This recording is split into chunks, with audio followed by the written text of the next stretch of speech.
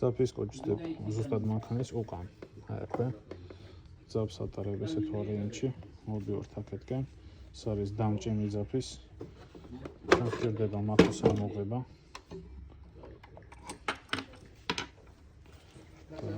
ჩავსვათ აქ.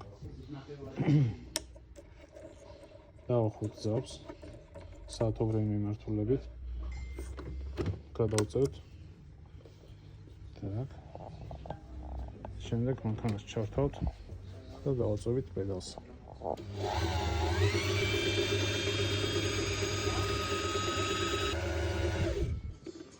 так. მას რას დებ მაქუში, უნდა ჩავსვათ, ჭრილში გამოვატაროთ და მოდივართ აქამდე. ამის ჩასმისას არის საჭირო, რომ აი ამ ჭრილით ჩაჯდეს მაქო თავის ადგილას ბუდეში. ცოტა ახლოს მოვწევ. აი ამაში უნდა ჩაჯდეს.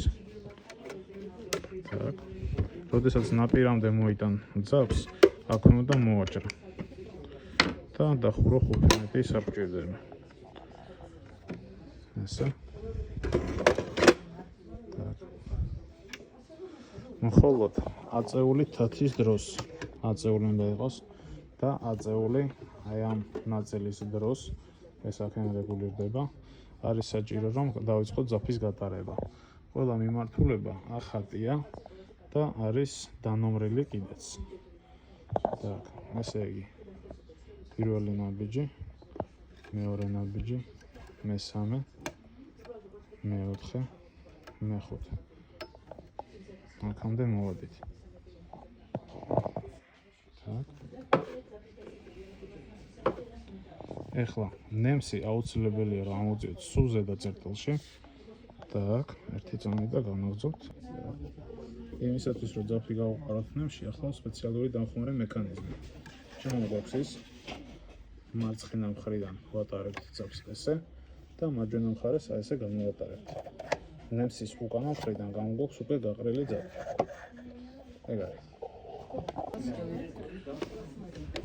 ესე იგი, ჩვენ გვაქვს 25 სახეობა გვირისტის.